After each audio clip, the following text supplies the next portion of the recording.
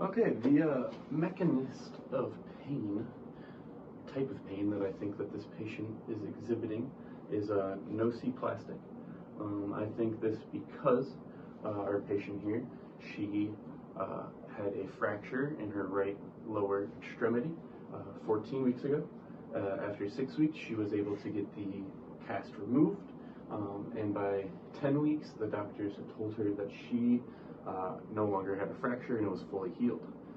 For the last 4 weeks, the patient has been unable to weight bear through the leg, as well as has excruciating pain when any kind of touch happens on the leg.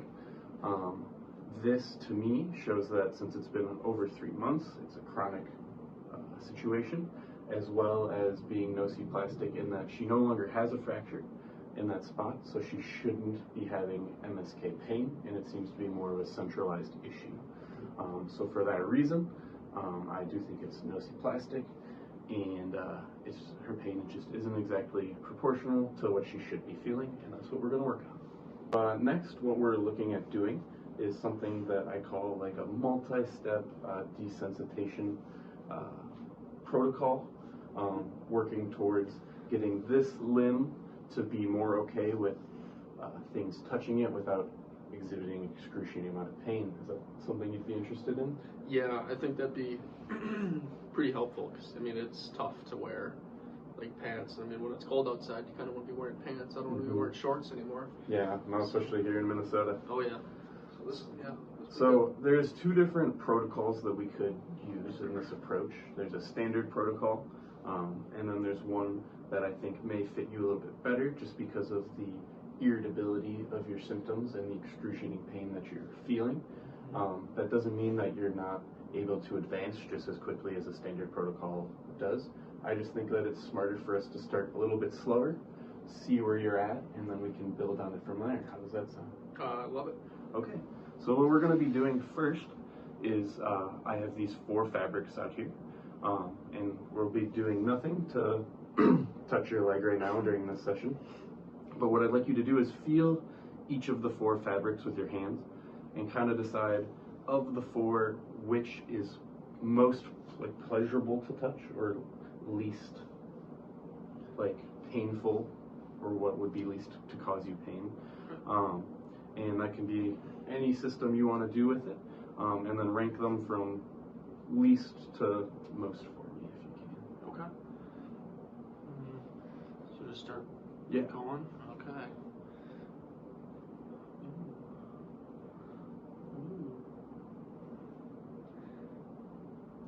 Okay, that one's definitely last. Okay, it's a little bit tough, a little bit tricky. Probably do this one like, well, let's do this. That one's fine. Yeah. This one's not too bad either. The texture gets a little tough, or I feel like it might get a little tough, but I think this might get like the rough edges there a little bit. Right, yeah, I think that might be a little bit more difficult with like the design in there. So I'd probably like 1, 2, 3, 4 for difficulty. Okay. And so what we're going to be looking at doing today is starting with our one that you've chosen to be the least likely to cause you pain. And we're not going to actually even touch it to your leg or anything today. What I'd like for us to do is just for you to envision that that's what you're doing. Envision that you're touching it to your leg for 2 to 10 seconds. Probably start on the lower end first. If it's bringing on pain symptoms, you can stop, think about something else. But this is going to be the start to our multi-step process to hopefully getting you a little bit desensitized at that leg. Is that all right? Yeah, So, I can try that. So we'll just start here quick. Aim for 3 seconds of imagining that that is on your leg. Okay. And how was that? It was okay. I think it definitely helps starting with the soft one, because I mean it didn't like make me like jump or anything, but I still felt like I could sense though. Yeah. Does it bring a little bit of fear about it still? It brought me fear to advancing. Okay. Further, but I mean. Well, right now, what we'll focus on in this session is just continually doing this imagining of putting this one on, and then once you're most comfortable, doing that one, work to the point where you think you could imagine it and it wouldn't cause you any fear or symptoms or anything, we would move on to this next one, and then we do the same process, just with imagining, aiming for 2 to 3 seconds to start, working our way up to 10 maybe, and we would do that down the line here until we got to this one here. And so this being your first session, and having such a sensitization to pain, because I know you're in a lot of pain, it's a very real pain, what I would need from you is after this session to continue at home working on these visualizations. Okay. So that in future sessions, that when you're more comfortable with visualizing any of them, we can start actually trying to put some of the fabrics onto your leg. Hopefully then in the future you won't be as adverse to wearing pants and not living your life how you want to, pretty much. Okay. Is that something that you'd be interested in? Yeah, yep, definitely. Okay, that's good. That's something that we'll start on. You did a very good job with the imagining. We would continue going through all of these, and then I would send you home with your own pack.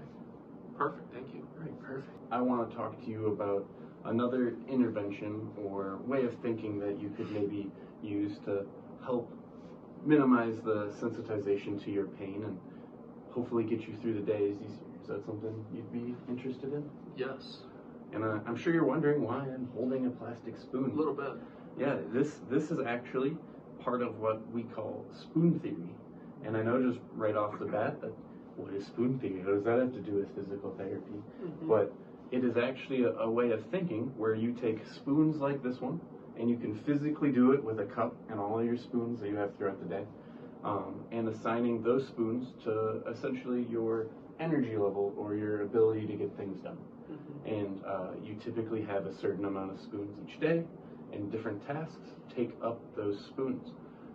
So it essentially helps you plan out your day and understand when you're overwhelmed or overworked, or when you've gained some spoons back maybe from doing things. And it just helps to organize your life a little bit and make you better understand why you may be doing things or feeling certain things.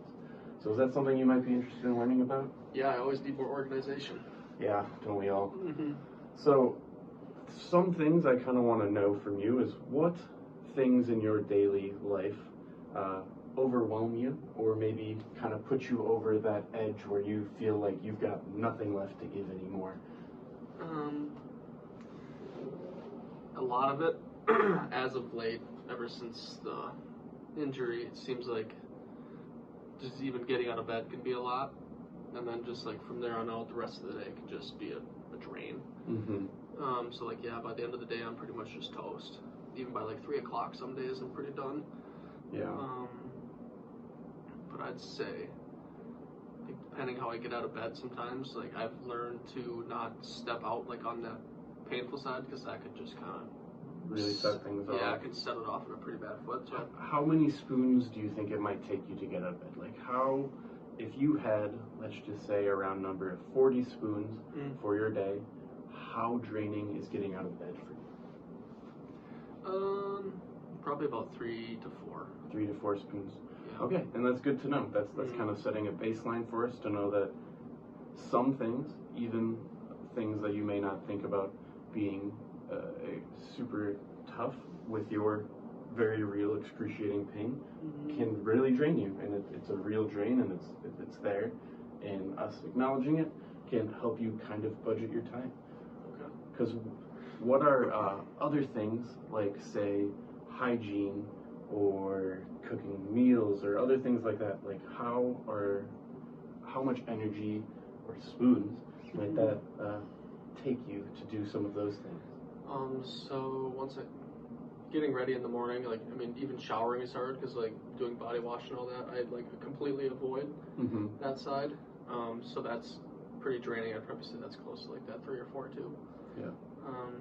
And then like, yeah, cooking food, that's generally not too bad, because like if I'm focused on like that task, like at least like for my upper body, like I'm doing whatever up here, I can kind of, I feel like I can zone out a little bit of the pain that's going on in my leg. Yep.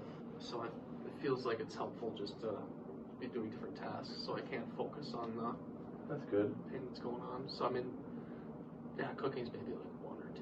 1 or 2. Okay. Are there any tasks that you might say replenish spoons? Like, is there anything you do throughout the day that rejuvenizes or revitalizes how you're feeling?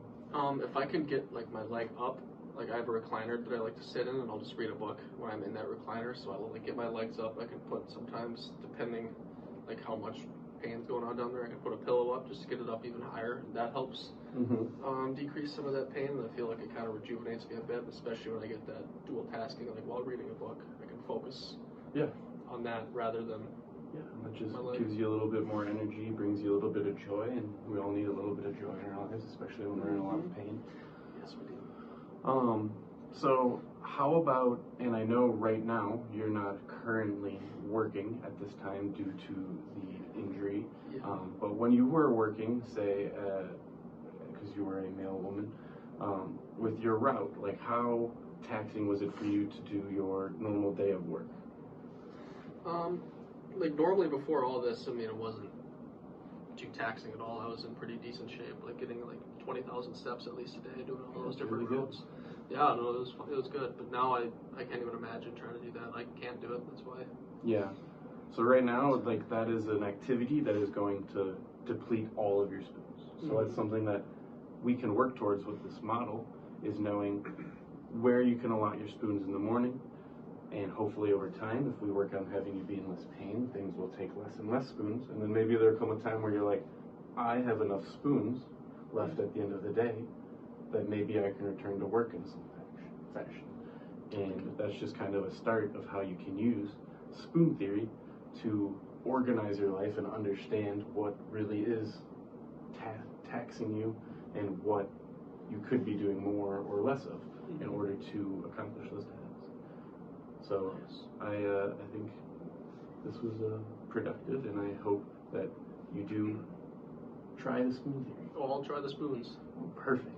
Okay, so lastly today in our discussion and session, I just want to talk about things that are stressors in your life. We all have stressors. Some have more than others. Some stressors are bigger than others. What we call them here is social determinants of health. And that's because there are certain things that, like stress, that cause you stress, that are going to impact your health also. So things that impact your health obviously are going to make it more difficult for you to heal effectively the way you want to. What two things, or maybe three, whatever you have on in your head, cause you the most amount of stress? Well, being a male woman, I mean, it's not like the position I'm in, I'm not salaried, so if I want money, I have to work. And being that I'm not working, I have no money coming in, which no money coming in and trying to honestly stay alive is very hard. Yeah, no, that makes a lot of sense. So that's one very big stressor. Yeah, economic stability is a very important thing that we all need in our lives because, like you said, it's just staying afloat. And there are some things that we can look into, whether it be disability or unemployment, that may be able to help you. But hopefully we'll get that leg doing better, we'll get you back at work, and then that will eliminate one of those major stressors from your life. That would be nice. And I'd say one more would be like, so being that, I mean, my job doesn't pay the best, I had to find somewhere to live that's like not super great, and I live alone. I don't really have any family nearby, so I'm in this rougher neighborhood, and just I feel as if I'm not in a super safe environment because I don't know anybody, I don't know my neighbors, I don't know. That is you want a sense of community, definitely, and having other people to rely on when you're in need is definitely something that is important. So something that maybe we can look into for you is if there's anywhere in your area that has any sort of like rec clubs or any like groups. I know you mentioned reading earlier was one thing that gave you some spoons back. Maybe you could find a book club, just finding something to make that social isolation not as intense, and over time maybe totally getting rid of it. And I'm sure solving the economic issues can also help solve these social issues, and that dominoes falling, and eventually we'll get you all back where you used to be. That'd be great. Yeah. And I appreciate you coming in. Perfect. Thank you.